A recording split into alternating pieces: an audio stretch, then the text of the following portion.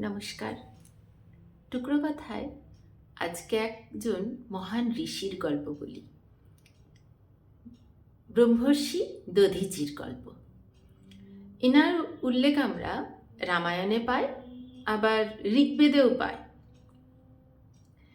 এই সমস্ত পৌরাণিক গল্পগুলো আমার মনে হয় যে অনেকটা সিম্বলিক।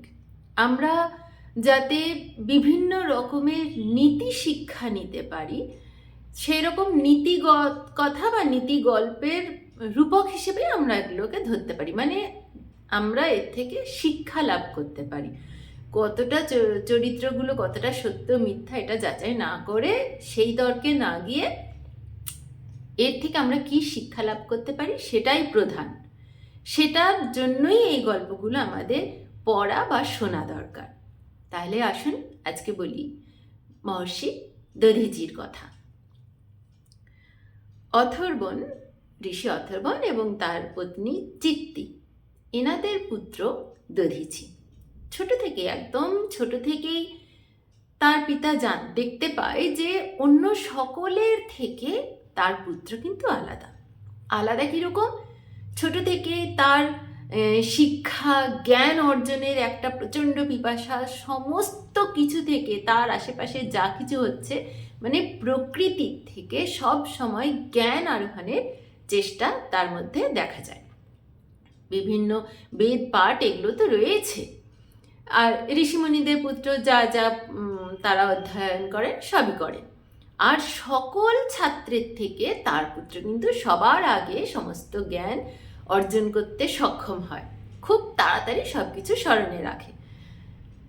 নদীতে যদি যায়, সে নদীর জল থেকেও যেন শিক্ষা গ্রহণ করছে, খোলা আকাশের থেকে, মুক্ত পবনের থেকে, সব কিছু থেকে, মানে প্রকৃতির থেকে জ্ঞান আর অর্জন করা যেন একটা তার মূল বৈশিষ্ট্য।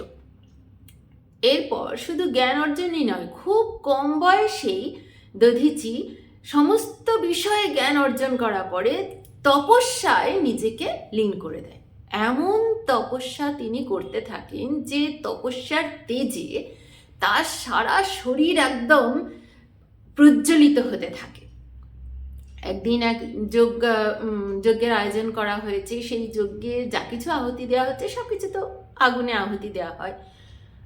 অগ্নিদেব হঠাৎ সেই যজ্ঞকুণ্ড থেকে বেরিয়ে দধিজির চারদিকে এক আগুনের প্রস্ফোরণ করে আবার ফিরে যায় আর কি।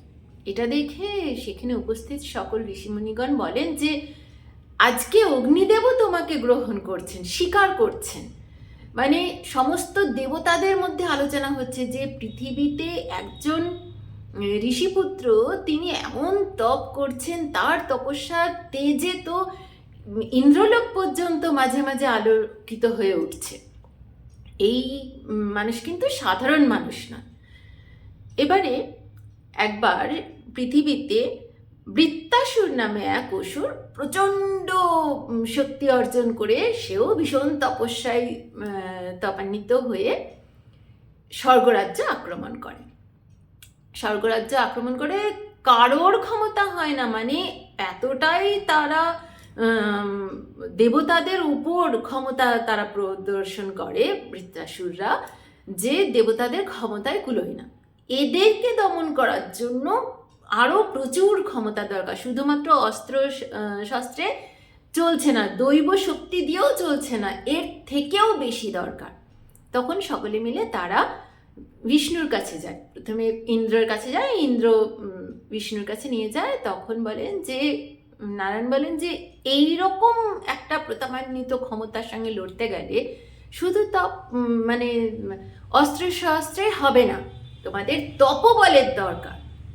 তপস্যা করে যার বিশাল ক্ষমতা অর্জন হয়েছে, সেই ক্ষমতা, সেই অংশ তোমাদের যদি সহায়তা হয়, তাহলেই একমাত্র একে বৃত্রাসুরকে বধ করা যাবে। কারণ বৃত্রাসুরকে বধ করার মানে তপস্যা করে ব্রহ্মার কাছে তপস্যা করে পেয়েছিল যে কোনো অস্ত্রশস্ত্র দিয়ে তাকে, সাধারণ দৈবিক অস্ত্রশস্ত্র হোক বা সাধারণ অস্ত্র দিয়ে হোক, তাকে ধ্বংস করা বা বধ করা যাবে না। এই সময় পৃথিবীতে চারিদিকে সকলের, পৃথিবীতে স্বর্গলোকে চারিদিকে সকলের মুখে মুখে ঘুরছে দধিচির কথা, যে এমন তপস্যা করেন দধিচি যে তার তপবল এমন হয়েছে, তার সমস্ত অঙ্গ প্রত্যঙ্গ তার তপস্যার তেজে জ্বলছে। তখন সকল দেবতারা ঠিক করে যে ব্রহ্মা আর নারায়ণের কথা শুনে যে তার কাছেই যাবে, তার শরণাপন্ন হবে। কিভাবে তার সাহায্য চায়? নারায়ণ বলেন যে, অগ্নিদেব বলেন যে দধিচি এমন তপস্যা করেছে, তার সমস্ত অস্থিগুলো প্রচণ্ড শক্তিতে বলীয়ান হয়ে উঠেছে। সেই অস্থি যদি আমরা সাহায্য পাই, তাহলেই একমাত্র আমরা সেটা দিয়ে যে অস্ত্র বানাবো, সেটা না হবে দৈবিক অস্ত্র, না হবে সাধারণ অস্ত্র, তাহলে সেইটা দিয়েই একমাত্র বৃত্রককে মারা যাবে। তখন অস্থিগুলো চাওয়া মানে হাড়গুলো একজন মানুষের থেকে কি করে চাইবে, যে কিনা এরকম তপস্যায় বলিয়ান হয়ে রয়েছে ঠিকই, কিন্তু হাড়গুলো চেয়ে নেওয়া মানে তো তার প্রাণ চেয়ে নেওয়া। সকলে খুব চিন্তিত হয়ে পড়ে। তবু আর কোনো উপায় না দেখে সমস্ত দেবগণ বিষ্ণুর উপদেশ আর নির্দেশ পেয়ে আসেন দধিচির কাছে। তখন সরস্বতী নদীর তীরে দধিচি তপস্যা করছে। এসে সকলে এসে তাকে প্রণাম করেন। তো দধিচিও সঙ্গে সঙ্গে সকল দেবগণকে প্রণাম করে বলেন যে আজকে সকল দেবগণ আমার সম্মুখে এসেছেন, নিশ্চয়ই বিশেষ কোনো কারণ, আপনারা বলুন। তো তারা খুব সংকোচ করছে বলতে, যে কিভাবে বলবো, মানে এইরকম কথা কি কাউকে বলা যায়, কিন্তু করছেন। তখন দধিচি নিজেই বলছেন যে আমি বুঝতে পেরেছি, আমার তপস্যায় যা ফল আমি পেয়েছি সেটারই আজকে প্রয়োগের সময় এসেছে, তার জন্যই নিশ্চয়ই আপনারা এসেছেন, আপনারা নিঃসংকোচে বলুন। তখন খুব মন ভারাক্রান্ত হয়ে, চোখ জলে ভর্তি হয়ে ইন্দ্র বলেন যে বলতে খুবই খারাপ লাগছে, কিন্তু এইরকম একজন প্রতাপান্বিত, এত ক্ষমতাশালী একজন অসুর বৃত্রক, তাকে মারার জন্য কোনো অস্ত্র, কোনো দেবতার অস্ত্রও কাজে দিচ্ছে না। একমাত্র যদি তোমার অস্থি দিয়ে তৈরি হয় কোনো অস্ত্র, তাহলেই তাকে মারা যাবে। তাহলে তোমাকে তো অস্থিগুলো দিতে গেলে তো তোমার প্রাণ চাইতে হয়, এই কারণেই আমরা বলতে পারছি না। তখন কথা শুনে এতটুকুনিও না ভয় না আশ্চর্য, ভয় পাওয়া তো দূরের কথা, আশ্চর্যও হলেন না দধিচি, যেন এই দিনটার জন্য তিনি প্রতীক্ষা করেছিলেন। তিনি বলছেন যে ধর্মের জন্য, মঙ্গলের, পৃথিবীর মঙ্গলের জন্য যদি নিজের প্রাণ দিতে হয়, তাহলে এর থেকে বড় মুখ্য লাভ কি? আমি তো এর জন্যই তপস্যা করেছি এতদিন, আমার তপস্যার ফলে যদি আমার অস্থিটা কাজে লাগে, তাহলে তাই, আমার তাতে এতটুকুনিও কোনো আফসোস হবে না বলে আশ্রম থেকে নিজের সমস্ত শিষ্যদের ডেকে এনে তাদেরকে শেষ শিক্ষাটা দিয়ে, জীবনের শেষ শিক্ষা তাদের দিয়ে, নিজের জীবনে যা কিছু তার রয়েছে পরবর্তী প্রজন্মের জন্য শিক্ষা দিয়ে তিনি তপস্যার মাধ্যমে তার দেহ ত্যাগ করেন, তার আত্মা। এরপর তার যে দেহটা পড়ে থাকে তাকে কিন্তু অন্ত্যেষ্টিক্রিয়া করা হলো না, সেই সমস্ত তার অস্থিগুলোকে সংগ্রহ করে নিয়ে যাওয়া হলো বিশ্বকর্মার কাছে। সেখানে গিয়ে প্রচণ্ড যজ্ঞের মাধ্যমে সেই সমস্ত ঋষি দধিচির অস্থি দিয়ে তৈরি হলো একটা অস্ত্র, সেটার নাম বজ্র, যা কিনা ইন্দ্রদেব ব্যবহার করেন। সেই বজ্র দিয়েই এবার বৃত্রককে মারা হলো। বৃত্রক তো প্রথমে ভেবেছে যে নিশ্চয় কোনো সাধারণ অস্ত্র দেবতাই ইউজ করছে, আমাকে তো মারতে পারবে না, প্রচণ্ড অট্টহাস্য দিয়ে সেই অস্ত্রের সামনে বুক চিতিয়ে দাঁড়িয়েছে। এইবার সেই যে আঘাত, তখন দেখছি এ তো সাধারণ কোনো অস্ত্র নয়, এ কোন ঋষির তপবলের ক্ষমতা! বৃত্রকের বধ হয়। এই গল্পের আমরা দেখলাম যে এর আগেও যত গল্প দেখেছি, ঋষি বা ঋষিপত্নী বা সাধারণ মানব জাতির মধ্যে থেকেই এনাদের এত ক্ষমতা, দেবতারা এদের সাহায্য চায়। তার মানে সাধারণ যারা মানব দেহ নিয়ে জন্মেছে তারাই জপ তপের মাধ্যমে, শিক্ষা গ্রহণের মাধ্যমে, জ্ঞান অর্জনের মাধ্যমে এমন জায়গায় পৌঁছতে পারে যাদেরকে স্বয়ং দেবতারা পুজো করেন, যাদের থেকে সাহায্য চায়। এদের সাহায্য ছাড়া দেবতারাও অচল, দেবতারাও তাদের সাম্রাজ্য ধরে রাখার জন্য বা মঙ্গল অধিষ্ঠা করে রাখার জন্য সাধারণ মানুষেরই প্রয়োজন। তাহলে আমাদের যত রকম পৌরাণিক গল্পগুলো রয়েছে সব কিছুই কিন্তু কোথাও না কোথাও মানুষকেই শ্রেষ্ঠ করে রেখেছে। দেবতাদের আরাধনা করছেন, কিন্তু সেই দেবতা পরোক্ষভাবে কার ক্ষমতায় ক্ষমতাশালী হচ্ছেন? সেই মানুষের, সে হোক কোনো ঋষি বা ঋষিপত্নী বা কোনো সাধারণ মানুষ।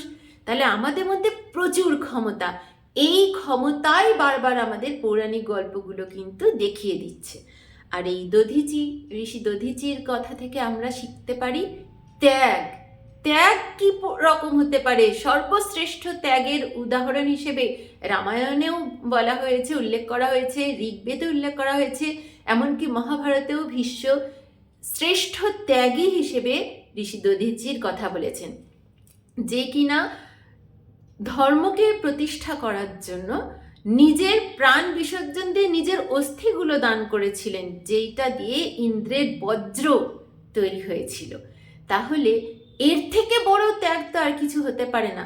আজকের দিনেও আমাদের দেশে যে সমস্ত সীমা রক্ষীরা রয়েছেন, বিভিন্ন সেনাবাহিনীর লোকেরা রয়েছেন, যারা বাইরের আক্রমণ থেকে, ভিতরের আক্রমণ থেকে আমাদের দেশকে প্রতিনিয়ত রক্ষা করে চলেছেন, নিজেদের প্রাণের ঝুঁকি নিয়ে, নিজেদের প্রাণের কোনো চিন্তা না করে সাধারণ দেশবাসীর কথা ভেবে দিনের পর দিন, রাতের পর রাত তারা রোদ বৃষ্টি ঝড়ে ঠান্ডায়, প্রচণ্ড ঠান্ডায়, বরফ তুষারপাত হচ্ছে, সেই অবস্থাতেও তারা সর্বক্ষণ সচেতন থেকে আমাদের দেশকে রক্ষা করে যাচ্ছেন।